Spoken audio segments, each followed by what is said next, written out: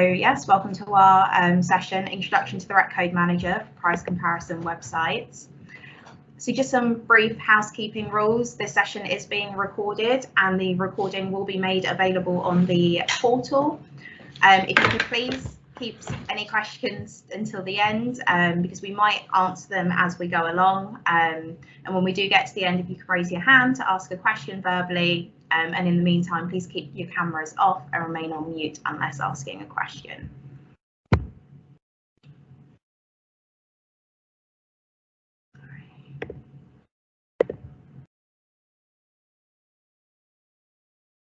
Sorry. So yes, welcome. My name is Courtney Campwood. I'm the Senior Consumer Analyst here for the REC Code Manager. The purpose of this session is to provide price comparison websites with an introduction to the Retail Energy Code and the REC Code Manager, and provide you with the information on how to engage with us in the lead up to faster, more reliable switching go live. We will begin by providing some background to the REC and the Code Manager, walk you through our communication and engagement plan, and then show you our REC portal, which will enable you to interact with the REC directly. We will then stop for a brief Q&A before handing over to Matthew Cole, who will provide an update on the Energy Switch Guarantee. So I will now hand you over to Sue Jackson, our consumer advocate, who will provide you with the background to the REC. Morning, everybody, and thanks, Courtney. I'm just going to talk you through what actually is the Retail Energy Code. So the Retail Energy Code, or the REC, is a set of obligations and it's governing market participants such as energy suppliers who are operating in the retail energy market in Great Britain. So on the screen you can see examples. So there's REC parties such as suppliers, transporters, distributors, and there's processes such as switching arrangements and energy theft. And there's service providers that the REC provides governance for. So that's such as electricity and gas inquiry services. Thanks, Courtney.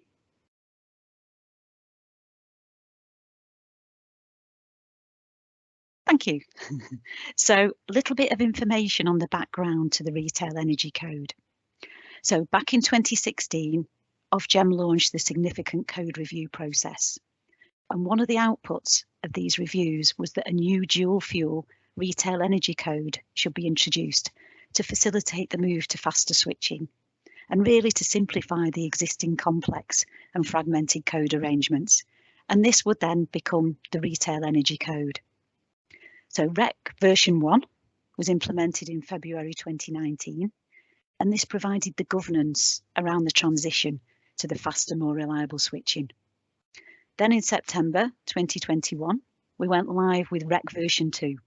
And this was really when the REC became fully operational. It consolidated previous industry codes and codes of practice, names that you'd recognise, such as the MRA and the SPA. And that leads us up to now. So REC version 3 is going to go live on the 18th of July 2022 with faster, more reliable switching. So next slide, please. Oh, she's there. Thank you.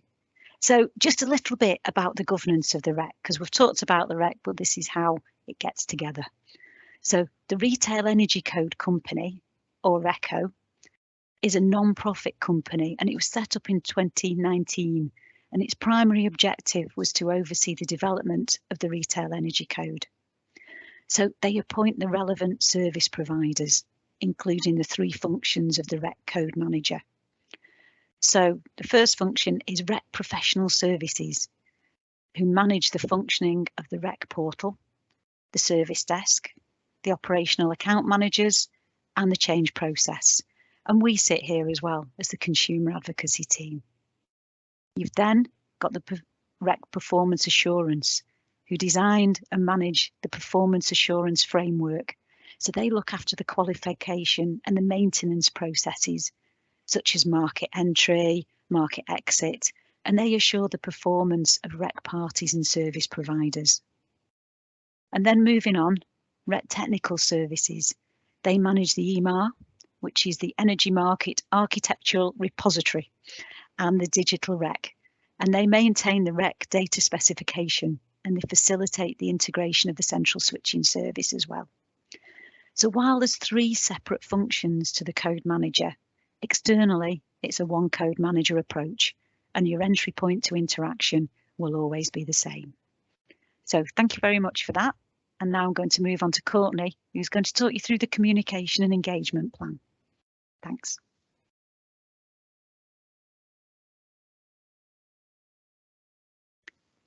Courtney, you're on mute. You knew that was going to happen, didn't you? So before I walk you through the planned activity for the upcoming months, I'll provide you with a little background as to why we're here. So last year, RACCO introduced the price comparison website and supplier forum following industry concerns that price comparison websites were not being formally engaged with the switching programme. The PCW supplier forum concluded in October 2021, and we've collated the outputs for this in the best practice guidance we issued earlier this year. At the Code Manager, we recognise that PCWs are the largest single route to market for domestic consumers, with 54% of consumers using a PCW to switch in 2018. Following a happy path, PCWs could be the singular point where a consumer directly interacts with the switching process, which is why we believe it's important to keep the lines of communication open and continue to engage and support price comparison websites in the lead up to faster, more reliable switching going live. We're in the first phase of this engagement work, with this webinar concluding our introductory meetings.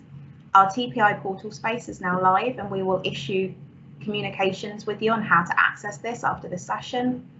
The latest version of the technical API documents for the gas inquiry service and the electricity inquiry service is available on these pages, with further process documentation to be made available for the beginning of June. There will be a session at the beginning of June, so week commencing the 6th, but the date is to be confirmed, on the electricity inquiry service, gas inquiry service and the VREL. We will walk you through how to agree access for these services, walk through how to use the REL, or we'll talk through the APIs and explain how you can raise questions on the changes which are coming through for these services. We recognise that not all price comparison websites interact with these services in the same way, so we are inviting you to the event available to all market participants, so you have a view of all the scenarios available. Heading into July, we'll make available how-to videos on the EES and GES as handy guides to walk you through the changes that you can access at any time on the portal. We then go live on the 18th of July 2022 and head into early life support. We'll hold a drop-in session in August 2022 for you to raise any early life concerns, issues and questions so that these can be addressed early on. If there are any topics or areas you feel like may be missing from the plan or you would like to hear more from, please do just get in touch and we'll make sure that we can make that available for you. And one of the key ways in which we would do that is the REC portal. So the REC portal is designed to be a comprehensive digital platform for all information relevant to REC and REC parties. We want to ensure that interested parties can interact with the REC in a way that's convenient to them by providing a digital route and the ability to self-serve information that they find useful. On the screen, you can see our landing page, and we've highlighted where you can access REC documents, our knowledge base, which has several wiki pages to explore, and how to raise an inquiry with our service desk. To access these specific services, no portal login is required. However, if you would like to access certain functions of the REC, such as the change process, or submit an application for EES and GES, you will need to create a portal account for those processes.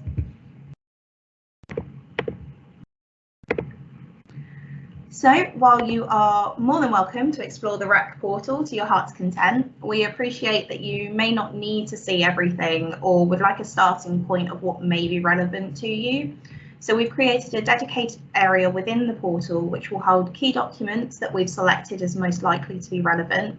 These include the Ofgem REL seminar videos and FAQs, the guides for how to access EES and the technical API documentation mentioned on the communication plan. You can also access a collection of the questions asked and answered from previous meetings, and we'll also update with any kind of questions asked in today's webinar as well. We've also created a PCW collaboration space.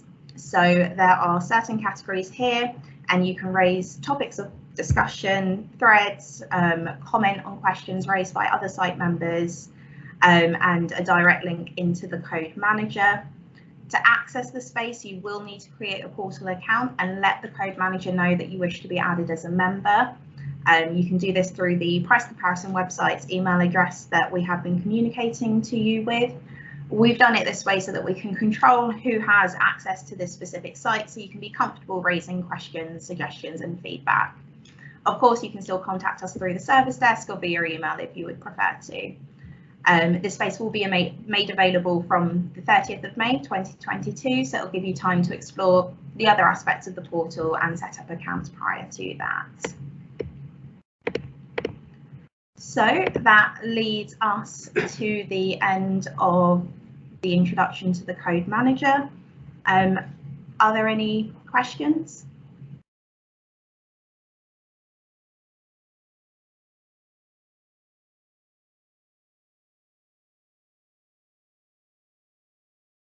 People do the questions in the chat. Okay, I am going to take that as a no. Happy days. So what we'll do now is we are going to pass over to Matthew Cole, who will talk through the energy switch guarantee.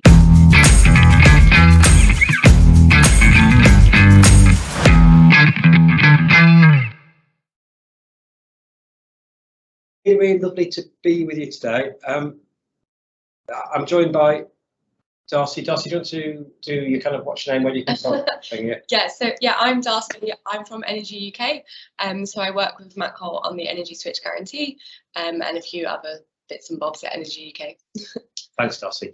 We're going to cover a few bits and pieces about the ESG.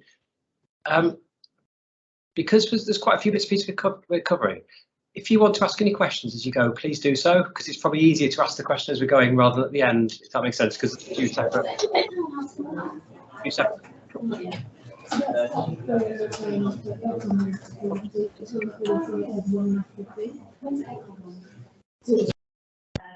Well, I think that's perfect. Right, so hi everybody. So as Courtney said, I'm Matt Cole. I've been in the energy sector for such a long time that when you kind of measure it in decades, you've got to start to question whether you've been there too long. But really interestingly, I was at the very beginning of switching back in 1997 for gas and 1998 for electricity, and then kind of through the various reforms kind of 7 or 8 years ago.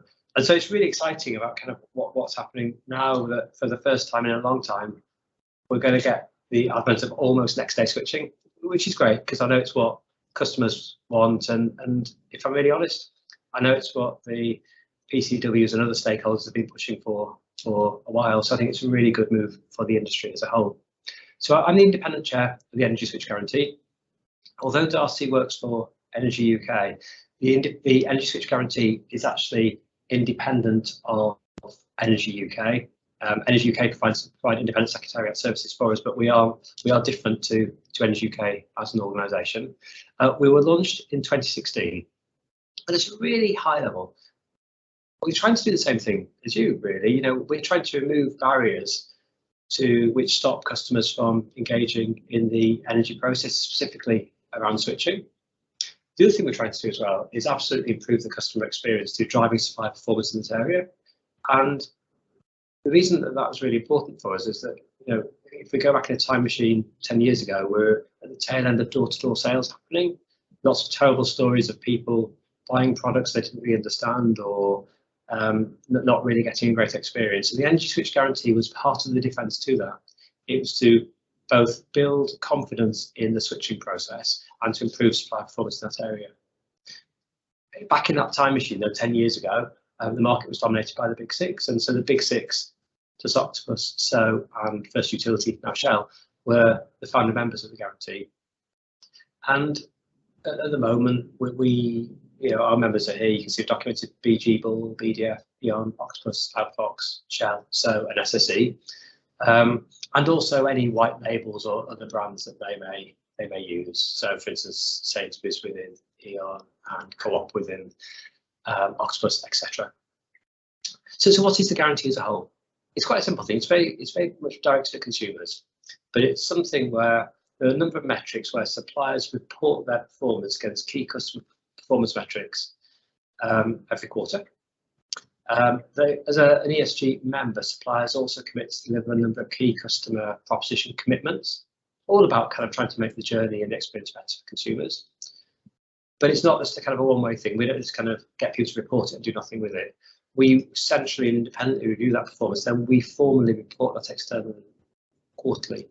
We also have an independent governance process, and that's absolutely used to challenge areas of concern we may have and to raise standards. And you might have seen that over the journey of the guarantee, if you like, a number of suppliers have stopped being ESG members because they weren't maybe able to reach the standards we needed them to meet at times.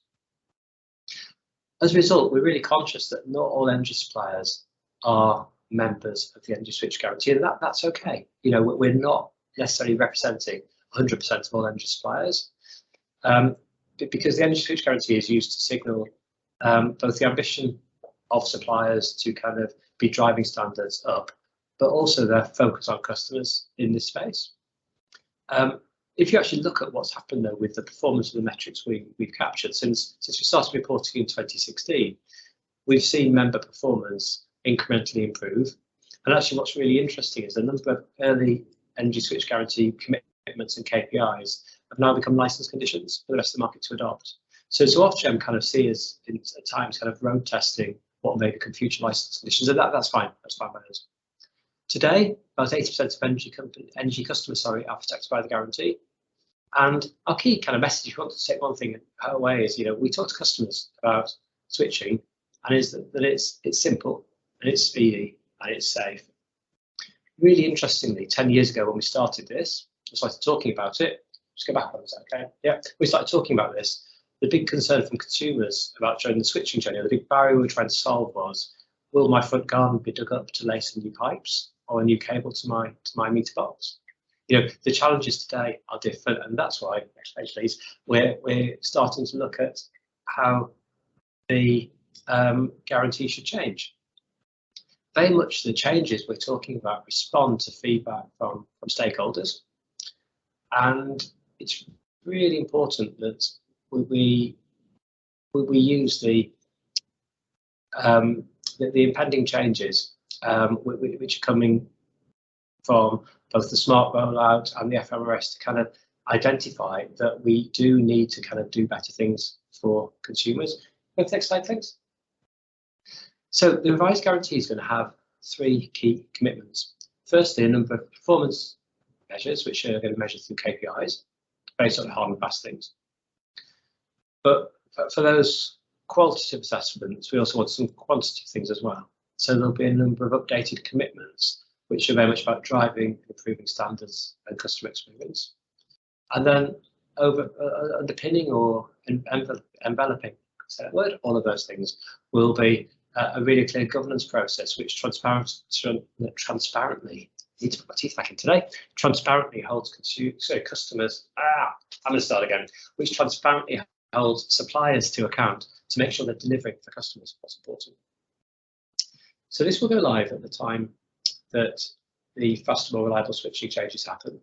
And the updated KPIs are as follows. I'm not going to read them out verbatim, you can see them there, but in essence, switches will take place within 5 working days. We'll miss the next one, we'll cover that in a second.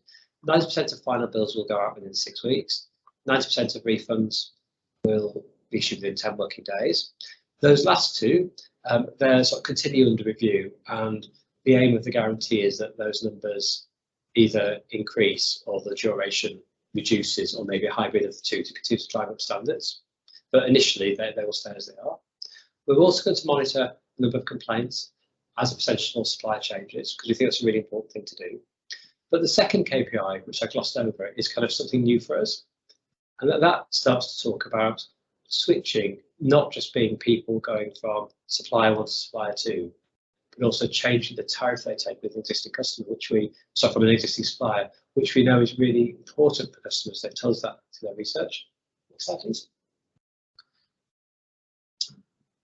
We heard from customers that being able to change supplier is really important to people. But the message also that you don't necessarily always need to change supplier to get a good deal. And so that is absolutely built into our new commitments, which we'll be publishing. But we're also making it really clear, for customers, that to make sure they understand that you don't actually need to actively do much. Once you agree to do something, your supplier will contact your provider. Both will work together to make sure it happens and never be interrupted, and the process runs as smoothly as possible. I see, PCWs are absolutely fundamental to that happening. We talked about the supplier switching, the tariff switching point, and also, which I think supports the PCW business model, that suppliers will start to signal when tariffs come to an end to start to redraw consumers back into the switching process at the point at which deals end or tariffs run their course.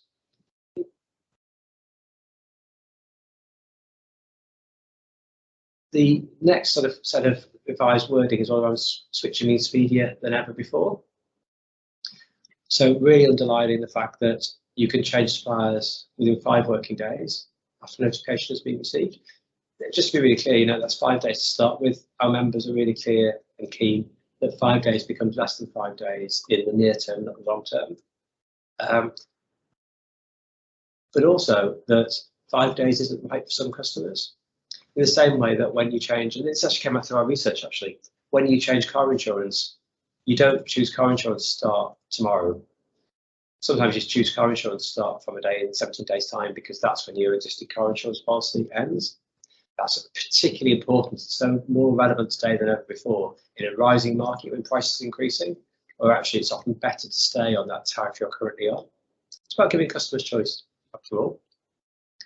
And the final updated commitment here is kind of a rewording of what was there previously around bills being calculated within 6 weeks, but including the call to action for consumers that to aid that process, kind of providing a meter reading to us is really important, or providing a reading to suppliers is important.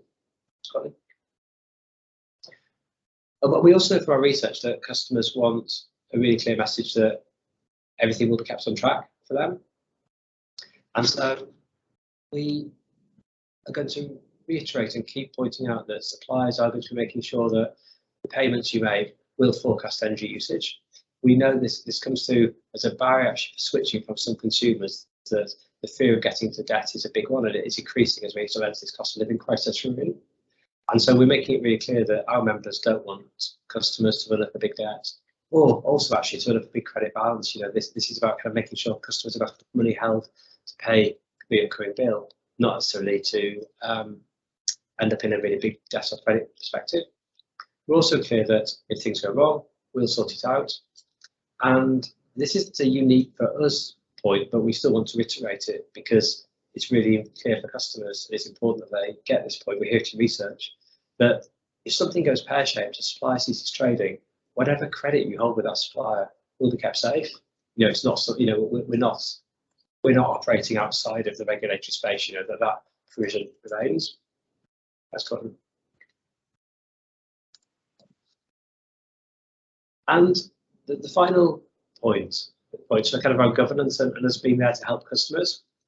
So we're expecting that all ESG members now have somebody who has customer in their job title or is a customer champion on their board to ensure that standards are met. I think in the past sometimes there was a situation that customer was kind of often well down the organisation. The organisation was staffed by accountants and engineers, which there's nothing wrong with those two fine professions, but there were often people who maybe didn't get kind of real customer issues. But the guarantee members have agreed that actually it's really important to have somebody who's clearly accountable for customers themselves on the board. So that's one of our commitments. They've got to demonstrate that. But in terms of demonstrating things, every year ESG members now need to provide detailed proof of how they're meeting it. Some of the KPIs or commitments, we're going to confirm to people what those are in advance. But then we'll be holding a hearing with us acting independently, consumer advocates and a couple of other sort of challenger type organisations and people to really hold suppliers to account and make sure they're not just kind of signing up to the guarantee, but they kind of really are trying to do the things we say. They are trying to drive things forward, improve standards, deliver better customer experience. And the output will come from that will be an annual report which ESG will publish, which will kind of give examples of good practice, but also some conclusions and recommendations about how things get better. And I think very much in one of our early iterations of this, we'll be focusing on, is 5 days good, or can actually less than 5 days be better to deliver better customer experiences? I think that's really important for us to crack quite early on. And the final commitment that suppliers have agreed to is that if you're an ESG member, they will be above and beyond whatever's in the license conditions. They'll ensure that key features and benefits of any tariff which they offer are always clear and easy to understand, because even though the market opened in 1998, it's true that a lot of customers are still struggling to understand some of the detail and complexity of what suppliers are offering. Next slide, thank you. So the timeline for this is that we're going to record both the current performance of suppliers against the KPIs, and also the performance against the new revised KPIs from the launch of FMRS. And we plan to start sharing this stuff in a very transparent way in Q3 externally. We just know there'll be a period where we've kind of got the cutover from old to new, and so we need to just kind of make sure that is very smooth in the way we explain it. We're also going to soft launch the revised commitments in autumn this year, with the first independent review of the panel or committee in Q4, and then we'll be sharing our initial view of best practice and improvements a little bit in the back end of this year, early Q1. And the reason there's a bit of ambiguity about that date is just we tried to triangulate it around other announcements of things like price cap changes, of which there was a discussion a couple of days ago that's now kind of going to be every quarter, so we should make sure that works. And then the formal annual review of all KPIs against what customers expect, so kind of making sure that we're really holding the guarantees to account. Those kind of reviews of saying, do we need to improve things overall? What will happen from next Easter onwards? And so what we've got to is we've kind of got the updated KPIs, the updated guarantee. We're in the process of confirming the new panel or committee members who are going to help us hold suppliers to account on this. But we're kind of in the process of doing that. But I think what's really important for me, and that's why it's great to be able to talk today, is to review how PCWs feed into the guarantee, and also how the guarantee can support PCWs and your business model. Because one of the things I'm really conscious of is that historically, the relationship the ESG had with PCWs was always via the suppliers. And then I think sometimes that meant that maybe different PCWs got different messages about where the ESG was going based on the conversations which a supplier member might have had. We're really conscious that that you're really fundamental to the success of this marketplace. And so I think moving forward, it'd be great to have kind of more conversations with you about how we move forward, how we can support what you're doing, and how you can feed in and support what we're doing. I guess ultimately, we're all complementary. We're all trying to achieve the same thing. We want there to be better levels of customer engagement, more fluidity in the marketplace. And why is that important? Because that's how we maintain a healthy, competitive commercial sector. But it's also really important in the kind of up to net zero that we have a different level of engagement with consumers. Right, that's all I've got to say. I'm conscious I've just whittled on for about 20 minutes. Does anybody have any questions or queries or challenges, or want to spot any typos? Because there will be some. So, Sue, as a starting point, Sue, did that cover off what you wanted? You thought you'd cover? Yeah, I think for me, what we want to make sure is that the PCWs are kept in the loop, that they know what's happening, that they know what's going on in the industry, and that we can support them and they've got somewhere to come to for that. So that for me was essential, but also to know what you guys are doing, because we're all part of a big picture. We're all part of a jigsaw. And if we can all work together, we'll get where we need to get, to make sure that the consumer's got clear and consistent communication and they know where they're up to as well. And that's the most essential thing as well, to ensure that faster, more reliable switching is going to work. Yeah, absolutely. Okay, Courtney, I think you've got something as well that you wanted to say, wasn't it? Just on that, we did have one question. So there is a platform. Oh, sorry. No, it's fine. I didn't actually share this before, but we're using Slido, which is like a question platform. So we did get a question, I think one for you, Matthew, and forgive me, I don't know where this came up during your slide, but the question is there a reason why signing up isn't made mandatory through license? If many suppliers are able to meet the standards, shouldn't all be held to the same? I think this might have been to do with the beginning of your slides. Yeah, those are really fair points, actually, something we've wrestled with. And I think where the ESG board has got to is that we're a competitive market. And in a competitive market, if everybody just does the same thing, it's pretty dull. Unless suppliers want to offer different customer propositions, different levels of service, different levels of experience. And so being part of the ESG is their way to demonstrate that. So our vision is that we're kind of setting some of the standards. Some of those standards may be above and beyond. Some of those standards may be accepted by regulation as best practice and therefore built into regulation at some point. And that's okay, actually, if that happens. But we think it's really important that the direction of travel shouldn't only be set by the regulator, because if like the standards for what you buy in a supermarket, for instance, were only ever set by a regulator, you wouldn't have maybe different levels of shopping experience. You wouldn't maybe have a Waitrose and Aldi because everybody would just be delivering the same kind of sausage to a same standard. But we kind of go, it's great that suppliers come on to innovate, and we're part of that. You know, we believe it's important to drive up standards, but we also recognise that not all suppliers will be part of that. And then that's fine. That's absolutely fine if they don't want to be. But we're trying to drive up standards and improve maybe what hasn't been great for some customers and what's been brilliant for some customers and trying to make it better. Does that sort of answer the question? Or does it sort of avoid it? I don't know who asked it, so I can't tell you if that answered it, but I think that goes into enough detail. I didn't know if anybody else had any questions. We have another question linked just to the REC portal, but I was just wondering if anybody on the actual call, had a question, so you could just raise your hand. Otherwise, I'll get to the portal question.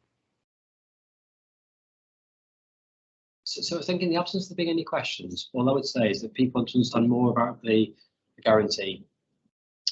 Best thing to do is to get in touch with Darcy and myself, or if you want to understand some of the detail behind the decisions we've made, or the research which has led to it, or kind of our more detailed plans, please come and have a chat with us. Like Sue was saying, we're all part of the same energy kind of family. We're all trying to solve the same problem. So if there are questions which you want to take offline, maybe they're ones which kind of stray towards the Competition Act as well, maybe. So, really, really happy to have those conversations offline. And I'm sure, Courtney, you can share our details, can't you? Yeah, absolutely. Cool. Thank you. Thanks, Matt. Thank you. And then just the other question was to do with basically how to set up yourself with access to the REC portal.